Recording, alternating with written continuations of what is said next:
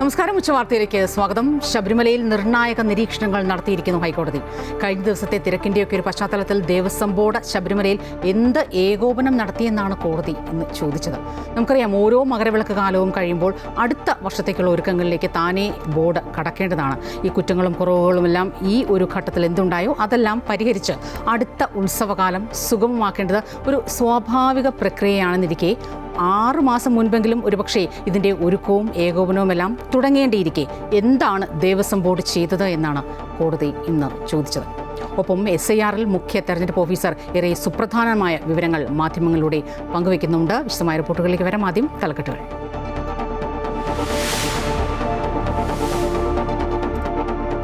ശബരിമലയിലെ തിരക്കിൽ ദേവസ്വം ബോർഡിന് ഹൈക്കോടതിയുടെ വിമർശനം.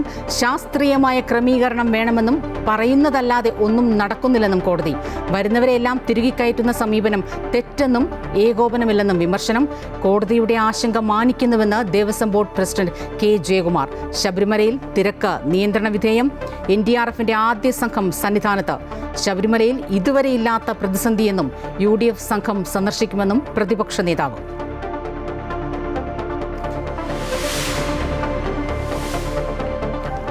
SIRനുള്ള ഫോം വിതരണം ഉടൻ പൂർത്തിയാക്കുമെന്ന മുഖ്യ തെരഞ്ഞെടുപ്പ് ഓഫീസർ. 97% ഫോമുകളും വിതരണം ചെയ്തു. BLOമാരുടെ ജോലി തടസ്സപ്പെടുത്തുന്നവർക്കെതിരെ ക്രിമിനൽ നടപടിയുണ്ടാകുമെന്ന് മുന്നറിയിപ്പ്. 10 വർഷം വരെ തടവ് ശിക്ഷ ലഭിക്കുന്ന കുറ്റം ചുമത്തും. ആലപ്പുഴയിൽ BLOമാർക്ക് വാട്സ്ആപ്പ് ഗ്രൂപ്പിൽ കളക്ടറുടെ ശാസന. ISRനെതിരായ കേരളത്തിന്റെ ഹർജികൾ സുപ്രീം കോടതി വെള്ളിയാഴ്ച പരിഗണിക്കും.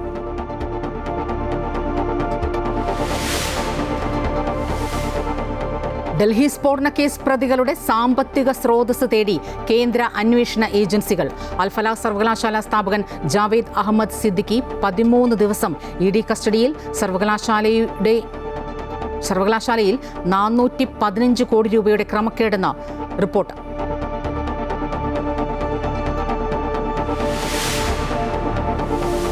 പ്രധാനമന്ത്രി നരേന്ദ്രമോദി അല്പസമയത്തിനകം തമിഴ്നാട്ടിൽ കോയമ്പത്തൂരിൽ ജൈവ കർഷക സമ്മേളനം ഉദ്ഘാടനം ചെയ്യും. 9 കോടി കർഷകർക്കുള്ള 18,000 കോടി രൂപ പ്രധാനമന്ത്രി വിതരണം ചെയ്യും. തമിഴ്നാട്ടിലെത്തുന്നത് ആന്ധ്ര സന്ദർശനത്തിന് ശേഷം.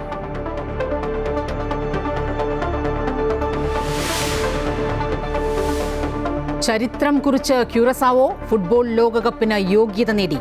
ലോകകപ്പ് യോഗ്യത നേടുന്ന ചെറിയ രാജ്യം.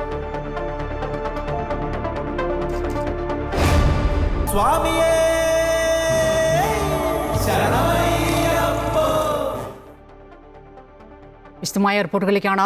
ശബരിമല തിരക്കിൽ ദേവസ്വം ബോർഡിന് ഹൈക്കോടതിയുടെ രൂക്ഷ വിമർശനം. ശാസ്ത്രീയമായ രീതിയിൽ ക്രമീകരണം വേണമെന്ന് പറയുന്നതല്ലാതെ ഒന്നും നടക്കുന്നില്ലെന്നാണ് കോടതി നിരീക്ഷിച്ചത്. വരുന്നവരെയെല്ലാം തിരികെ കയറ്റുന്നത് നല്ലതല്ലെന്നും ഏകോപനമില്ലെന്നും കോടതി പറഞ്ഞു. അഡ്വക്കേറ്റ് രാജേഷ് ചേരുകയാണ് വിവരങ്ങളുമായി. രാജേഷ്, കോടതി പറഞ്ഞ 4,000 പേരെ കടത്തിവിടേണ്ടടുത്ത് 20,000 പേരെ കടത്തിവിടുന്ന ഒരു സാഹചര്യം എന്ത് എന്നാണ് കോടതി ചോദിക്കുന്നത്. മാത്രമല്ല, ഓരോ മണ്ഡല മകരവിളക്ക് കാലം കഴിയുമ്പോഴും അടുത്ത മണ്ഡല മകരവിളക്ക് കാലത്തിലേക്കുള്ള ഒരു സ്വാഭാവിക പ്രവർത്തനമാണ് അതിൻ്റെ പ്രവർത്തനങ്ങളെല്ലാം ഏകോപിപ്പിക്കുക, കുറ്റവും കുറവുമെല്ലാം പരിഹരിച്ച് അടുത്ത ഉത്സവകാലത്തേക്കുള്ള പ്രവർത്തനങ്ങൾ നടത്തുക എന്നത്. പക്ഷേ ഇതൊന്നും നടത്താതെ 6 മാസം മുമ്പെങ്കിലും അറ്റ്ലീസ്റ്റ് ഇതിൻ്റെ പ്രവർത്തനങ്ങളൊന്നും തുടങ്ങാതെ, ഏകോപനം തുടങ്ങാതെ ദേവസ്വം ബോർഡ് എന്ത് ചെയ്യുകയായിരുന്നുവെന്നാണ് കോടതി നിരീക്ഷിച്ചത്. സ്വാഭാവികമായും സാധാരണക്കാർ ഉയർത്തുന്ന ഒരു ചോദ്യവും അതുതന്നെയാണ്. ഹൈക്കോടതി നേരത്തെ തന്നെ, അതായത് കഴിഞ്ഞ ദിവസം ഹർജി പരിഗണിച്ചപ്പോൾ തന്നെ വ്യക്തമായ മാർഗനിർദ്ദേശങ്ങൾ നൽകിയിരുന്നതാണ്. ഏകോപനം വേണം, തിരക്ക് കൂടുകയാണെങ്കിൽ വെർച്വൽ ക്യൂവിന്റെ എണ്ണം കുറയ്ക്കണം, ഒരു തരത്തിലും ഭക്തർക്ക് യാതൊരു വിധത്തിലുള്ള ബുദ്ധിമുട്ടോ അല്ലെങ്കിൽ അവർക്ക് അപകടമോ ഉണ്ടാകാത്ത രീതിയിൽ അവരുടെ സുരക്ഷ ഉറപ്പുവരുത്തിക്കൊണ്ട് വേണം ഈ ദർശനം ക്രമീകരിക്കുവാൻ. ഇങ്ങനെ എല്ലാ തരത്തിലുള്ള നിർദ്ദേശങ്ങൾ കാലാകാലങ്ങളായി ഓരോ ദേവസ്വം ബെഞ്ചും കൊടുക്കുന്നത് കൂടാതെ ഇത്തവണ ദേവസ്വം ബെഞ്ച് വ്യക്തമായ നിർദ്ദേശങ്ങൾ കൊടുത്തിരുന്നതാണ്. പക്ഷേ ദേവസ്വം ബോർഡ് ഇതൊക്കെ കേട്ടു എന്നുള്ളതല്ലാതെ യാതൊന്നും അവിടെ ചെയ്തില്ല. ശരിക്കും ഒരു സാധാരണക്കാരൻ ചിന്തിക്കുന്ന രീതിയിലാണെങ്കിൽ സ്വർണം കൊള്ള ചെയ്തുകൊണ്ട് പോകാനുള്ള പ്രശ്നങ്ങൾ മാത്രമാണ് ദേവസ്വം ബോർഡിന്റെ ചില ആൾക്കാരിൽ നിന്നും ഉണ്ടാകുന്നത്. അല്ലാതെ അയ്യപ്പനെ സംരക്ഷിക്കാനോ ഭക്തരെ സംരക്ഷിക്കാനോ യാതൊന്നും ചെയ്യുന്നില്ല. പമ്പ വൃത്തിഹീനമായി കിടക്കുന്നു. ശുചിമുറികൾ കോടതി ചോദിച്ചു, 58 ലക്ഷം പേർ വരുന്ന സ്ഥലത്ത് 1000 ശുചിമുറികൾ മതിയോ? ശുചിമുറികളുടെ എണ്ണം കൂട്ടണം. ഇതെല്ലാ നിർദ്ദേശങ്ങളും ഹൈക്കോടതി നൽകിയിരുന്നതാണ്. എന്നിട്ട് പോലും ഇത്ര അഭൂതപൂർവമായ ഒരു തിരക്ക് അവിടെ സൃഷ്ടിക്കുകയും എല്ലാ ഭക്തജനങ്ങൾക്കും പലർക്കും അവിടെ ചെന്ന് ഭഗവാനെ കാണാൻ പോലും പറ്റാതെ തിരിച്ചു പോകേണ്ട ഒരു ഗതികേട് ഉണ്ടാവുകയും ചെയ്തു. ഇതെല്ലാമാണ് ഇപ്പോൾ ഹൈക്കോടതി രൂക്ഷമായ ഭാഷയിൽ ദേവസ്വം ബോർഡിനെ വിമർശിച്ചത്. ദേവസ്വം ബോർഡ് അവിടെ എന്ത് ചെയ്യുകയാണ് എന്നുള്ളതാണ്. എന്ത് ചെയ്യുകയാണ് എന്ന ചോദ്യത്തിന് ഓരോ സാധാരണക്കാരുടെയും മനസ്സിൽ ഉണ്ടാവും. കാരണം ഇപ്പോഴത്തെ സ്വർണ്ണക്കുള്ള കേസുള്ളതുകൊണ്ട് ഇതാണ് അവിടെ നടക്കുന്നത്. അത് തന്നെയാണ് കോടതി ഇത്രയും രൂക്ഷമായ ഭാഷയിൽ വിമർശിക്കേണ്ടി വന്നത്. ദേവസ്വം ബോർഡ് യാതൊരു ക്രമീകരണങ്ങളും നടത്തുന്നില്ല. യാതൊരു വിധത്തിലും എത്ര പേരെ ദർശനം നടത്തണം, അതായത് എല്ലാവരെയും തിരികെ കയറ്റുന്നു എന്നാണ് ഇപ്പോൾ കോടതി പ്രത്യേകം പറഞ്ഞത്. കാരണം ഒരു ക്രമീകരണമില്ലാതെ ആൾക്കാരെ കടത്തിവിടുന്നു. ഇതെല്ലാം നേരത്തെ തന്നെ ആസൂത്രണം ചെയ്യേണ്ടിയിരുന്നല്ലേ എന്നാണ് ഇപ്പോൾ കോടതി ചോദിച്ചിട്ടുള്ളത്. സ്വപ്ന. അഡ്വക്കേറ്റ് രാജേഷാണ് വിവരങ്ങൾ നൽകിയത്. സന്നിധാനത്ത് കൂടുതൽ ക്രമീകരണങ്ങൾ ഏർപ്പെടുത്തിയതോടെ തിരക്ക് ഏതായാലും നിയന്ത്രണ വിധേയമായി എന്ന സൂചനകൾ പുറത്തുവരുന്നുണ്ട്. സ്പോട്ട് ബുക്കിംഗ് വഴി എത്തുന്ന അയ്യപ്പ ഭക്തരുടെ എണ്ണം 20,000-ആയി പരിമിതപ്പെടുത്തിയിട്ടുണ്ട്. രജിത് ചേരുന്നു വിവരങ്ങളുമായി. രജിത്, കഴിഞ്ഞ ദിവസത്തെ സംഭവങ്ങളെല്ലാം നമ്മൾ കണ്ടതാണ്. എന്നാൽ അതിൽ നിന്നൊക്കെ വ്യത്യസ്തമായി ഇന്നിപ്പോൾ തിരക്ക് നിയന്ത്രണം ഏർപ്പെടുത്തിയിരുന്നു. ഈ നിലയ്ക്കിൽ നിന്നൊക്കെ തന്നെ പമ്പയിൽ നിന്നൊക്കെ തന്നെ കയറ്റിവിടുന്ന ഭക്തരുടെ എണ്ണത്തിൽ അതിൽ നിയന്ത്രണം ഏർപ്പെടുത്തിയിട്ടുണ്ട്. സ്പോട്ട് ബുക്കിംഗ് 20,000 മാത്രമായി പരിമിതപ്പെടുത്തി. അങ്ങനെ ഒരുപാട് നിയന്ത്രണങ്ങൾ ഇപ്പോൾ കൊണ്ടുവന്നിട്ടുണ്ട്. എന്താണ് ഇപ്പോഴത്തെ ഒരു സാഹചര്യം? നിലവിൽ സന്നിധാനത്ത് അയ്യപ്പ ഭക്തരുടെ തിരക്ക് കുറവാണ്. അത് സന്നിധാനത്തേക്ക് എത്തുന്ന അയ്യപ്പ ഭക്തരുടെ തിരക്ക് കുറവാണ്. സന്നിധാനത്ത് സുഗമമായ ദർശനം അയ്യപ്പ ഭക്തർക്ക് നിലവിൽ ലഭിക്കുന്നുണ്ട് എന്നതാണ്. ഇന്നലെ ഈ സമയത്ത് വലിയൊരു ഭക്തജന തിരക്കാണ് ശബരിമലയിൽ ഉണ്ടായിരുന്നത്. ഏറെ ദേവസ്വം ബോർഡിനടക്കം ഏറെ പഴുകിവെക്കേണ്ടി വരികയും ചെയ്തിരുന്നു ഈ തിരക്കുമായി ബന്ധപ്പെട്ടുകൊണ്ട്. എന്നാൽ ഇപ്പോൾ നിലവിൽ രാവിലെ മുതൽ തന്നെ സന്നിധാനത്ത് സുഗമമായ ദർശനം ഇവിടെ എത്തുന്ന സന്നിധാനത്ത് എത്തുന്ന അയ്യപ്പ ഭക്തർക്ക് ലഭിക്കുന്നുണ്ട്. പക്ഷേ ഈ നടപ്പന്തൽ വരെ എത്തുന്ന അയ്യപ്പ ഭക്തരുടെ ദുരിതത്തിൽ വലിയ വ്യത്യാസങ്ങൾ വന്നിട്ടുണ്ട് എന്ന് പറയാൻ കഴിയില്ല. കാരണം വലിയ മണിക്കൂറുകളോളം ക്യൂ നിന്ന് തന്നെയാണ് അയ്യപ്പ ഭക്തർ ഇങ്ങോട്ടേക്ക് എത്തുന്നത്. രാവിലെ നമ്മളോട് സംസാരിച്ച അയ്യപ്പ ഭക്തരൊക്കെയും വ്യക്തമാക്കിയിരിക്കുന്നത് തങ്ങൾ ഇപ്പോഴും 15 മണിക്കൂറോളം ക്യൂ നിന്നതിന് ശേഷമാണ് ഇവിടേക്ക് എത്തിയിരിക്കുന്നത് എന്ന കാര്യമാണ് അവർ വ്യക്തമാക്കുന്നത്. ഇന്നലെ വൈകിട്ട് ദർശനത്തിനായി ക്യൂവിൽ കയറിയ പലരും ഇന്ന് രാവിലെ 10 മണിയോടുകൂടിയൊക്കെയാണ് ദർശനം നടത്തിയിരിക്കുന്നത് എന്നാണ് ഏറ്റവും പ്രധാനപ്പെട്ട കാര്യം. അത് കാണിക്കുന്നത് ഇപ്പോഴും തിരക്ക് വർദ്ധിച്ചുകൊണ്ടിരിക്കുന്നു. ശബരിമലയിലേക്ക് എത്തുന്ന അയ്യപ്പ ഭക്തരുടെ എണ്ണത്തിൽ വർധനവ് തന്നെയാണ് തുടരുന്നത്. അവർ ഇങ്ങോട്ടേക്ക് ഒഴുകി എത്തിക്കൊണ്ടിരിക്കുന്ന ഒരു കാഴ്ചയാണ്. നിലയ്ക്കലും അതുപോലെ തന്നെ എരുമേലിലും ഒക്കെയായി അയ്യപ്പ ഭക്തരുടെ വരവിനെ നിയന്ത്രിച്ചുകൊണ്ട് തന്നെയാണ് ശബരിമലയിൽ സന്നിധാനത്ത് ഇപ്പോൾ അയ്യപ്പ ഭക്തരുടെ തിരക്ക് കുറയുന്ന ഒരു സാഹചര്യം ഉണ്ടായിരിക്കുന്നത് എന്നാണ് നമുക്ക് മനസ്സിലാക്കാൻ കഴിയുന്നത്. അതേസമയം നിലയ്ക്കലിലെ അയ്യപ്പ ഭക്തരെ പമ്പയിലെയും നിലയ്ക്കലെയും അയ്യപ്പ ഭക്തരെ നിയന്ത്രിക്കുന്ന ഒരു സാഹചര്യം തുടരുന്നുണ്ട്. രാവിലെ സന്നിധാനത്തേക്ക് എത്തിയ ഭക്തർ വ്യക്തമാക്കുന്നത് പമ്പയിൽ ത്രിവേണിയിൽ അവിടെ വരെ ക്യൂ ഉണ്ട് എന്ന കാര്യമാണ്. ഇത് മനസ്സിലാക്കാൻ കഴിയുന്നത് ഇപ്പോൾ പമ്പയിൽ എത്തുന്ന അയ്യപ്പ ഭക്തരെ നിയന്ത്രിക്കുന്നു. പമ്പയിൽ നിന്നും അയ്യപ്പ ഭക്തർ സന്നിധാനത്തേക്ക് കയറുന്നതനുസരിച്ച് മാത്രമാണ് നിലയ്ക്കലിൽ നിന്നും അയ്യപ്പ ഭക്തരെ ഇങ്ങോട്ടേക്ക് വിടുന്നത്.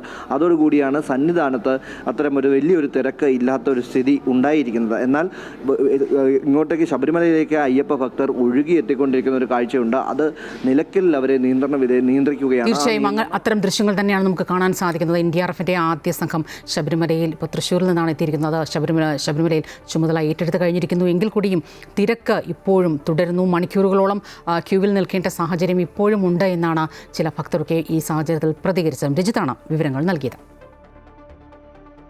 ദർശനം പൂർത്തിയാകാതെ പോയവരെ തിരികെ വിളിച്ച് ADGP S. ശ്രീജിത്ത്. ദർശനം നടത്താനാകാത്തവർ പോലീസിനെ ബന്ധപ്പെടണമെന്നും ആവശ്യമായ സൗകര്യം ഉറപ്പാക്കുമെന്നും ADGP വ്യക്തമാക്കി. വെർച്വൽ ക്യൂ ബുക്ക് ചെയ്തെത്തുന്ന ആർക്കും ദർശനം ലഭിക്കാതിരിക്കില്ലെന്നും അദ്ദേഹം പറഞ്ഞു.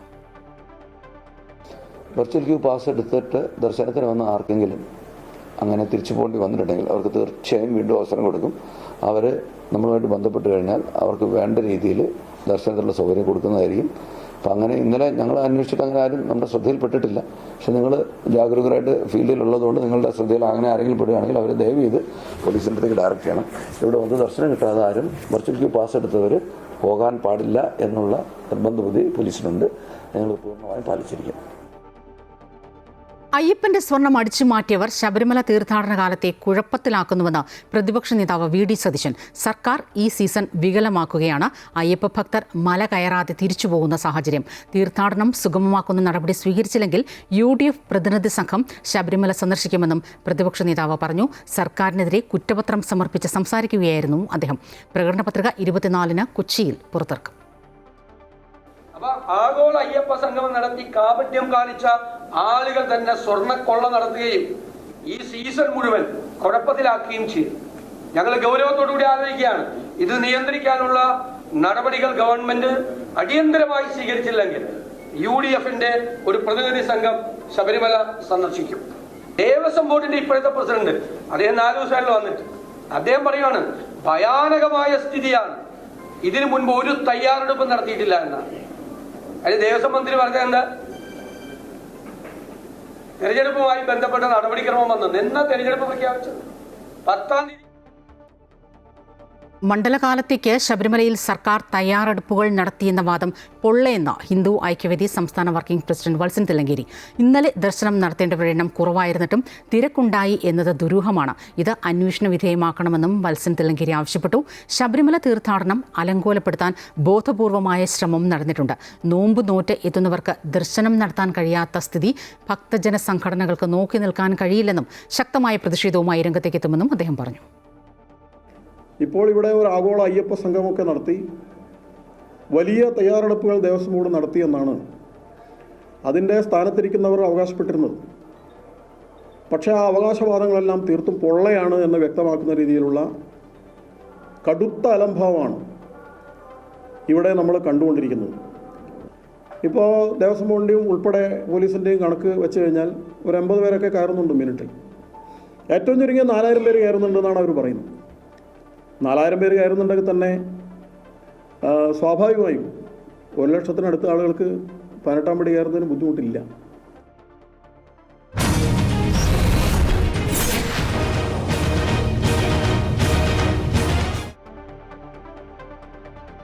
SIR-നുള്ള ഫോം വിതരണം 97% പൂർത്തിയാക്കിയെന്ന് മുഖ്യ തെരഞ്ഞെടുപ്പ് ഓഫീസർ രത്തൻ കേൽക്കർ. 5 ലക്ഷത്തിലധികം ഫോം ഡിജിറ്റലൈസ് ചെയ്തുവെന്നും രത്തൻ കേൽക്കർ അറിയിച്ചു. BLOമാരുടേത് തെരഞ്ഞെടുപ്പ് കമ്മീഷൻ നിയമാവലി പ്രകാരം ഭരണഘടന അനുസരിച്ചുള്ള നിയമനമാണെന്നും അദ്ദേഹം പറഞ്ഞു. ഇടുക്കിയിലും മലപ്പുറത്തുമടക്കം BLOമാരുടെ പ്രവർത്തനങ്ങൾ തടസ്സപ്പെടുത്താൻ ശ്രമം നടക്കുന്നുണ്ട്. ഇപ്രകാരം തടസ്സപ്പെടുത്തുന്നവർക്ക് 10 വർഷം വരെ തടവ് ശിക്ഷ ലഭിക്കുമെന്നും അദ്ദേഹം കൂട്ടിച്ചേർത്തു. 55,000 ആൾക്കാരെ നമുക്ക് അൺകളക്റ്റബിൾ ഫോംസായി വന്നിട്ടുണ്ട്. അതായത് നമ്മുടെ BLOമാർ വീട്ടിലേക്ക് പോയിട്ട് ഫോം കൊടുത്തു, കുറേ നമ്മൾ തിരിച്ചു വാങ്ങി, പിന്നെ ഇപ്പോൾ ഡിജിറ്റൈസേഷൻ തുടങ്ങി. ഇതിനിടയ്ക്ക് നമുക്ക് കിട്ടിയ ഒരു കണക്കാണ് അൺട്രേസബിൾ ആയിട്ട് പറയുന്ന 55,000 ഫോംസ്. അതിലെ മരിച്ച ആൾക്കാരുടെ കണക്ക് ഏകദേശം നമുക്ക് 29,000 ഉണ്ട്. അൺട്രേസബിൾ ആയിട്ട് 4,500 ഉണ്ട്. ഷിഫ്റ്റഡ്, അതായത് ഇവിടെ ജോലി ചെയ്യുന്ന മാക്സിമം ഷിഫ്റ്റ് ചെയ്ത ആൾക്കാർ ഏകദേശം 20,000 ആൾക്കാരുണ്ട്. ഓൾറെഡി എൻറോൾ ആയിട്ടുള്ളത് ഡ്യൂപ്ലിക്കേഷൻ വന്നിട്ടുള്ള ഒരു 3,800 ഓൾറെഡി നിലവിലുണ്ട്.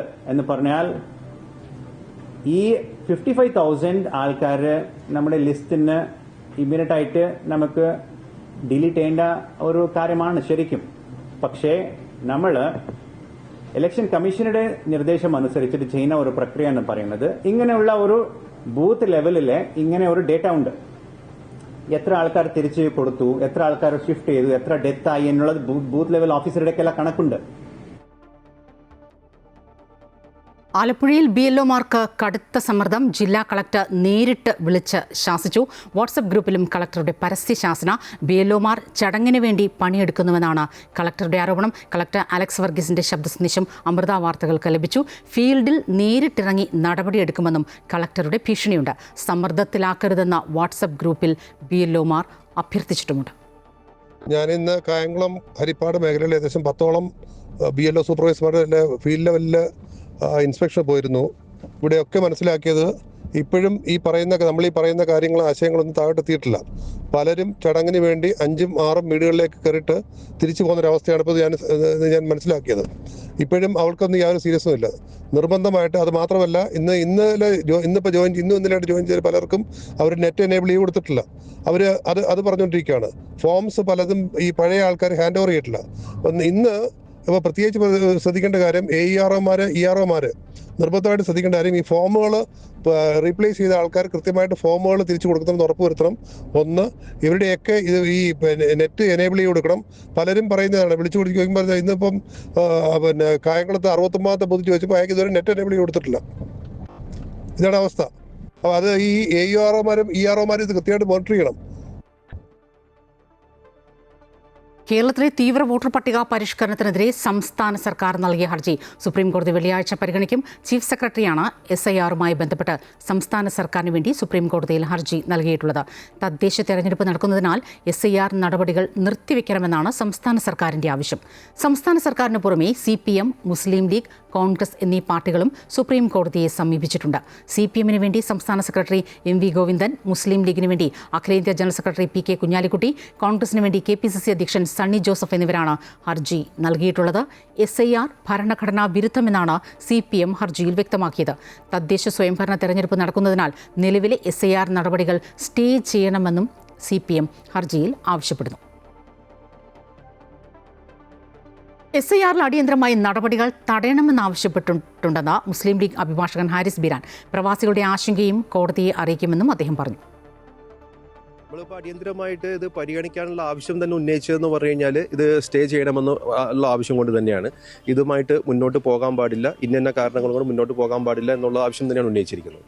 ഈ ബീഹാർ SIRന്റെ കേസിൽ പലതവണ ഹർജിക്കാർ ആവശ്യപ്പെട്ടെങ്കിലും കോടതി ഈ തിരുവനന്തപുരം കോർപ്പറേഷനിലെ മുട്ടട വാർഡ് സ്ഥാനാർത്ഥി വൈഷ്ണ സുരേഷിന്റെ പേര് വോട്ടർ പട്ടികയിൽ ഉൾപ്പെടുത്തുന്നതിൽ സംസ്ഥാന തെരഞ്ഞെടുപ്പ് കമ്മീഷന്റെ തീരുമാനം ഇന്നറിയാം. വോട്ടർ പട്ടികയിൽ നിന്നും പേര് നീക്കിയ നടപടി റദ്ദാക്കാനാണ് സാധ്യത.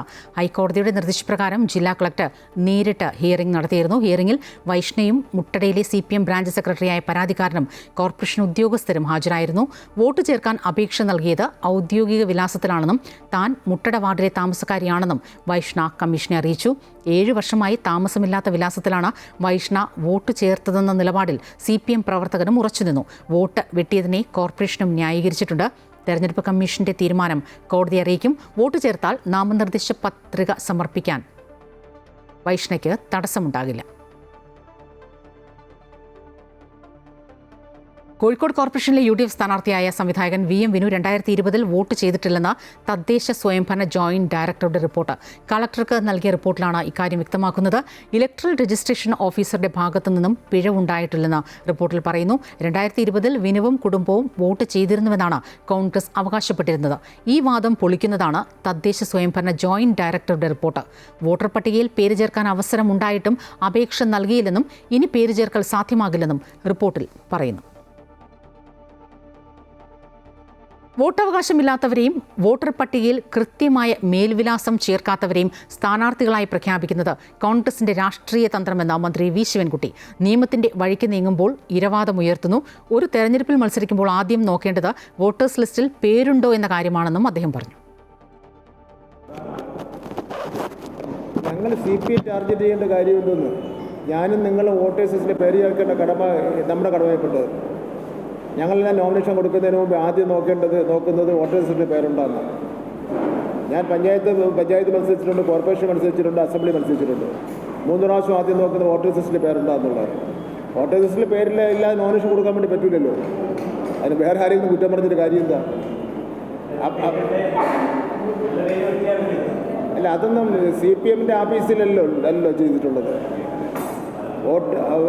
ഇലക്ഷൻ കമ്മീഷൻ നടപടി സ്വീകരിച്ചിട്ടുണ്ടെങ്കിൽ നിയമാനുസരണമായിരിക്കും. നിയമാനുസരണം അല്ലെങ്കിൽ അവർ അതിനെതിരായിട്ട് നടപടി സ്വീകരിക്കണം. സംവിധായകൻ VM വിനുവിനെ കോൺഗ്രസ് അപമാനിച്ചുവെന്ന് CPM കോഴിക്കോട് ജില്ലാ സെക്രട്ടറി M മെഹബൂബ്. വിനുവിന് വോട്ടർ പട്ടികയിൽ പേര് ചേർക്കാനുള്ള അവസരമുണ്ടായിരുന്നു. ഇതൊന്നും നോക്കാതെയാണ് കോൺഗ്രസ് സ്ഥാനാർത്ഥിത്വം പ്രഖ്യാപിച്ചത്. 2020 വിനു വോട്ട് ചെയ്തിട്ടില്ല. വിനു വോട്ട് ചെയ്തുവെന്ന് ഇപ്പോഴും അവകാശപ്പെടുകയാണെങ്കിൽ അദ്ദേഹത്തിനെതിരെ കേസെടുക്കണമെന്നും മെഹബൂബ് കോഴിക്കോട് പറഞ്ഞു. വിനുവിനെ വിവാദങ്ങളിലേക്ക് വലിച്ചിഴയ്ക്കാൻ ഞാനും എൻ്റെ പാർട്ടിയും തയ്യാറല്ലെന്നും അദ്ദേഹം കൂട്ടിച്ചേർത്തു. സത്യത്തിൽ വിനുവിനെ അപമാനിക്കുകയാണ് കോൺഗ്രസ് ചെയ്തത്. യാതൊരു സംശയമില്ല. വിനു സമൂഹത്തിൽ നമ്മളെല്ലാം ഇഷ്ടപ്പെടുന്ന ഒരു നല്ല സംവിധായകനും അങ്ങനെയുള്ള ആളല്ലേ. പക്ഷെ അയാൾ അപമാനിച്ചതല്ലേ സത്യത്തിൽ കോൺഗ്രസ്. അദ്ദേഹത്തിൻ്റെ വോട്ടർ പട്ടികയിൽ വന്നിട്ടില്ല. വോട്ടർ പട്ടികയിൽ വോട്ട് വന്നിട്ടില്ലെങ്കിൽ വോട്ട് വരുത്താൻ വേണ്ടിയിട്ടുള്ള അവസരങ്ങൾ ധാരാളമുണ്ടായിരുന്നു.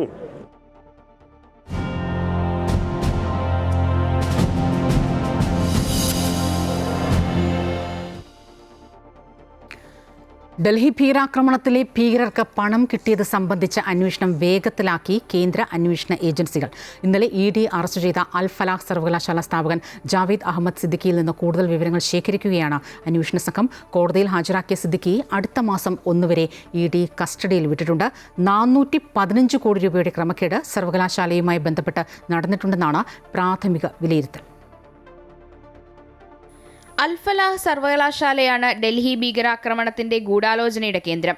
ചാവേറായ ഉമർ നബിയും ആക്രമണത്തിന് ആസൂത്രണവും സഹായവും നൽകിയ എല്ലാവരും സർവകലാശാലയുമായി ബന്ധമുള്ളവരാണ്. ഭീകരവാദികളുടെ കയ്യിൽ 25 ലക്ഷം രൂപയുണ്ടായിരുന്നു എന്ന വിവരത്തിന്റെ അടിസ്ഥാനത്തിലാണ് കൂടുതൽ അന്വേഷണത്തിന് കേന്ദ്ര ഏജൻസികൾ തയ്യാറായത്. സർവകലാശാലയുടെ മറവിൽ കള്ളപ്പണം വെളുപ്പിക്കൽ ഉൾപ്പെടെ നടന്നിട്ടുണ്ട് എന്ന വിവരത്തിന്റെ അടിസ്ഥാനത്തിലാണ് എൻഫോഴ്സ്മെന്റ് ഡയറക്ടറേറ്റ് അന്വേഷണം ആരംഭിച്ചത്. ഇതിന്റെ ഭാഗമായി നടത്തിയ പരിശോധനയ്ക്കൊടുവിലാണ് സർവകലാശാല സ്ഥാപകൻ ജാവേദ് അഹമ്മദ് സിദ്ദിഖിയെ അന്വേഷണ സംഘം പിടികൂടിയത്. കോടതിയിൽ ഹാജരാക്കിയ ഇയാളെ 13 ദിവസത്തേക്കാണ് റിമാൻഡ് ചെയ്തത്. മുൻപും നിരവധി സാമ്പത്തിക ഇടപാട് കേസുകളിൽ പ്രതിയായിട്ടുണ്ട് അഹമ്മദ് സിദ്ദിഖി. ഇതിൽ 3 വർഷം ജയിൽവാസവും അനുഭവിച്ചിട്ടുണ്ട്. സർവകലാശാലയുമായി ബന്ധപ്പെട്ട് 400-ലധികം കോടി രൂപയുടെ ക്രമക്കേട് നടന്നിട്ടുണ്ട് എന്നുള്ളതാണ് പ്രാഥമിക വിലയിരുത്തൽ. 75 കോടി രൂപ സംഭാവനയായി സർവകലാശാല സ്വീകരിച്ചിട്ടുണ്ട്. ഈ പണങ്ങളുടെ സ്രോതസ് കണ്ടെത്തുകയാണ് അന്വേഷണ സംഘത്തിന്റെ ലക്ഷ്യം. ഭീകരവാദികൾക്ക് ലഭിച്ച പണം സർവകലാശാലയുടെ മറവിൽ ലഭിച്ചതാണോ തുടങ്ങിയ കാര്യങ്ങളും പരിശോധിക്കുന്നുണ്ട്. കഴിഞ്ഞ കുറച്ചു നാളുകളായി സർവകലാശാലയുടെ വരുമാനത്തിലുണ്ടായ വർധനവും അന്വേഷണ ഏജൻസികൾ പരിശോധിക്കുന്നുണ്ട്. UGC ഉൾപ്പെടെയുള്ള സംവിധാനങ്ങളുടെ അംഗീകാരം തെറ്റായി കാണിച്ച് വലിയ തട്ടിപ്പ് നടത്തിയതായും നിഗമനമുണ്ട്. ഇക്കാര്യങ്ങൾ കൂടി അന്വേഷണ പരിധിയിൽ ഉൾപ്പെടുത്തിയിട്ടുണ്ട്. അതേസമയം ചാവേറായ ഉമർ നബി സ്ഫോടനത്തിന് മുൻപ് ജമ്മു കാശ്മീരിൽ എത്തിയിരുന്ന വിവരം അന്വേഷണ സംഘത്തിന് ലഭിച്ചിട്ടുണ്ട്. ഉമർ നബിയുടെ വീട്ടിലുൾപ്പെടെ നടത്തിയ പരിശോധനയിലാണ് ഇക്കാര്യങ്ങൾ വ്യക്തമായത്. കഴിഞ്ഞ 2 മാസമായി ഉമർ നബി വന്നിരുന്നില്ല എന്നാണ് ബന്ധുക്കൾ ആദ്യം മൊഴി നൽകിയിരുന്നത്. ആ മൊഴികൾ തെറ്റാണെന്ന് തെളിയിക്കുന്ന വിവരങ്ങളാണ് അന്വേഷണ സംഘത്തിന് ലഭിച്ചിരിക്കുന്നത്. ഉമർ നബിയുടെ മൊബൈൽ ഫോണുകൾ, ലാപ്ടോപ്പുകൾ തുടങ്ങിയ വസ്തുക്കൾ അന്വേഷണ സംഘം പിടിച്ചെടുത്തിരുന്നു. അമൃത ന്യൂസ്, ന്യൂഡൽഹി. അതേസമയം ഭീകരവാദത്തിനെതിരെ കടുത്ത നിലപാടുമായി വിദേശകാര്യമന്ത്രി S. ജയശങ്കർ ഭീകരവാദത്തെ വെള്ളപൂശാനാകില്ലെന്നും എല്ലാ രൂപത്തിലും ഭാവത്തിലുമുള്ള ഭീകരവാദത്തിനെതിരെ രാജ്യാന്തര സമൂഹം വിട്ടുവീഴ്ചയില്ലാത്ത സമീപനം സ്വീകരിക്കണമെന്നും S. ജയശങ്കർ ആവശ്യപ്പെട്ടു. മോസ്കോയിൽ ഷാങ്ഹായ് സഹകരണ സംഘടനയുടെ യോഗത്തിലായിരുന്നു ജയശങ്കർ നിലപാട് വ്യക്തമാക്കിയത്. പ്രധാനമന്ത്രി നരേന്ദ്രമോദി ഇന്ന് തമിഴ്നാട്ടിലെത്തും. രാവിലെ ആന്ധ്രാപ്രദേശിലെത്തിയ പ്രധാനമന്ത്രി പുട്ടപർത്തിയിലുള്ള സത്യസായി ബാബയുടെ മഹാസമാധി സന്ദർശിച്ചു. സത്യസായി ബാബയുടെ ശതാബ്ദി ആഘോഷങ്ങളിലും മോദി പങ്കെടുത്തു.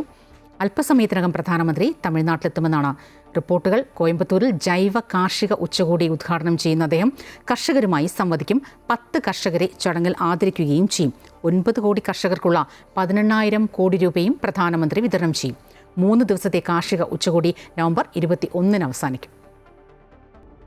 ഇറാനിലേക്ക് അവയവ കച്ചവടത്തിനായി മനുഷ്യക്കടത്ത് നടത്തിയ സംഭവത്തിന് പിന്നിൽ വൻ റാക്കറ്റ് എന്ന NIA. ഇന്ത്യയിൽ നിന്ന് 14 പേരെ ഇറാനിലേക്ക് കൊണ്ടുപോയെന്ന മുഖ്യപ്രതി മധു മൊഴി നൽകി. രാജ്യത്തിൻ്റെ വിവിധ ഭാഗങ്ങളിൽ നിന്നുള്ള ഇരകളെ കണ്ടെത്തിയെന്നും NIA അറിയിച്ചിട്ടുണ്ട്. നെടുമ്പാശ്ശേരിയിൽ നിന്നും അറസ്റ്റിലായ മധു ജയകുമാറിനെ ഈ മാസം 24 വരെ കൊച്ചി NIA കോടതി റിമാൻഡ് ചെയ്തു. അവയവ കച്ചവടത്തിനായി ഇറാനിലേക്ക് മനുഷ്യക്കടത്ത് നടത്തിയ കേസിൽ അറസ്റ്റിലായ മധു ജയകുമാറിനെ ഇന്ന് കോടതിയിൽ ഹാജരാക്കിയപ്പോഴാണ് ഞെട്ടിപ്പിക്കുന്ന വിവരങ്ങൾ പുറത്തുവന്നത്. അവയവക്കടത്തിന് പിന്നിൽ വൻ റാക്കറ്റാണ് പ്രവർത്തിച്ചിരുന്നത്. രാജ്യത്തിന്റെ വിവിധ ഭാഗങ്ങളിൽ നിന്നും ആളുകൾ ഇവരുടെ ഇരകളായിട്ടുണ്ട്. അറസ്റ്റിലായ മധു ജയകുമാർ രാജ്യാന്തര റാക്കറ്റിന്റെ കണ്ണിയാണെന്നും NIA കോടതിയെ അറിയിച്ചു. കഴിഞ്ഞ വെള്ളിയാഴ്ചയാണ് നെടുമ്പാശ്ശേരി വിമാനത്താവളത്തിൽ നിന്ന് മധുവിനെ NIA അറസ്റ്റ് ചെയ്തത്. ഇറാനിൽ കഴിഞ്ഞിരുന്ന മധുവിനെ അവിടെ നിന്നും നാടുകടത്തിയാണ് കൊച്ചിയിലേക്ക് അയച്ചത്. തുടർന്ന് നെടുമ്പാശ്ശേരിയിലെത്തിയ മധുവിനെ NIA അറസ്റ്റ് ചെയ്യുകയായിരുന്നു. കഴിഞ്ഞ വർഷം മെയ് 18-ന് ഇയാളുടെ കൂട്ടാളി സജിത്തിനെ നെടുമ്പാശ്ശേരി പോലീസ് അറസ്റ്റ് ചെയ്തിരുന്നു. ഇയാളെ ചോദ്യം ചെയ്തതിൽ നിന്നാണ് അവയവക്കടത്തിനായി ഇറാനിലേക്കുള്ള മനുഷ്യക്കടത്തിന്റെ ചുരുളഴിയുന്നത്. കേസിന്റെ ഗുരുതര സ്വഭാവം കണക്കിലെടുത്ത് പിന്നീട് കേസ് NIA ഏറ്റെടുക്കുകയായിരുന്നു.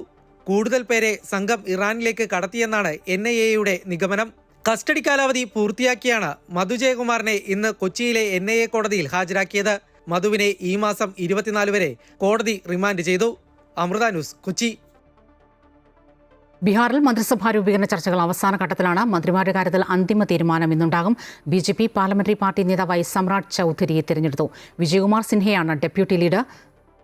കഴിഞ്ഞ സർക്കാരിൽ ഉപമുഖ്യമന്ത്രിമാരായിരുന്നു രണ്ടുപേരും. വൈകാതെ NDA യോഗം ചേർന്ന് നിയമസഭാ കക്ഷി നേതാവായി നിതീഷ് കുമാറിനെ തെരഞ്ഞെടുക്കും. മന്ത്രിമാരുടെ എണ്ണം സംബന്ധിച്ച് ഏറെക്കുറെ ധാരണയിലെത്തിയെങ്കിലും സ്പീക്കർ ആരാകണമെന്ന കാര്യത്തിൽ തീരുമാനമായിട്ടില്ല.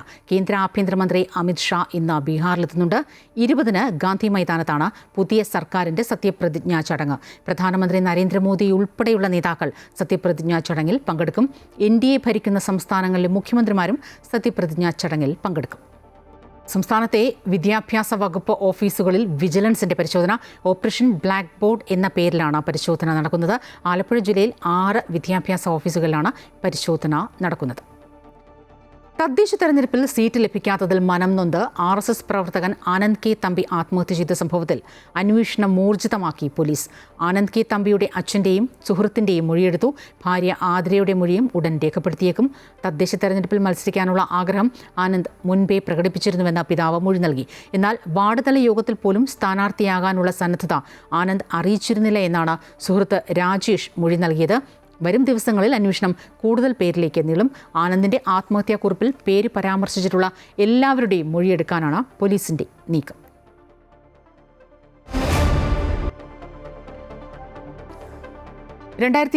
ലെ ഫുട്ബോൾ ലോകകപ്പിന് യോഗ്യത നേടുന്ന ഏറ്റവും ചെറിയ രാജ്യമായ ക്യുറസാവോ ജമൈക്കയെ സമനിലയിൽ തളച്ചതോടെയാണ് ക്യുറസാവോയ്ക്ക് ലോകകപ്പ് യോഗ്യത ലഭിച്ചത്. മത്സരം ഗോൾ രഹിത സമനിലയിലാണ് അവസാനിച്ചത്. ഗ്രൂപ്പ് ബിയിൽ ഒന്നാമതായ ക്യുറസാവോയ്ക്ക് 6 മത്സരങ്ങളിൽ നിന്ന് 12 പോയിന്റാണ് ഉള്ളത്. പനാമയും ഹെയ്ത്തിയും ലോകകപ്പ് യോഗ്യത നേടിയിട്ടുണ്ട്. 1974 ശേഷം ആദ്യമായാണ് ഹെയ്ത്തി ലോകകപ്പിന് യോഗ്യത നേടുന്നത്. റിപ്പോർട്ടോടെ ഉച്ചവാർത്ത പൂർത്തിയാകുന്നു. കൂടുതൽ വാർത്തകൾ അമൃത ന്യൂസ് യൂട്യൂബ് ചാനൽ തുടരും. നമസ്കാരം.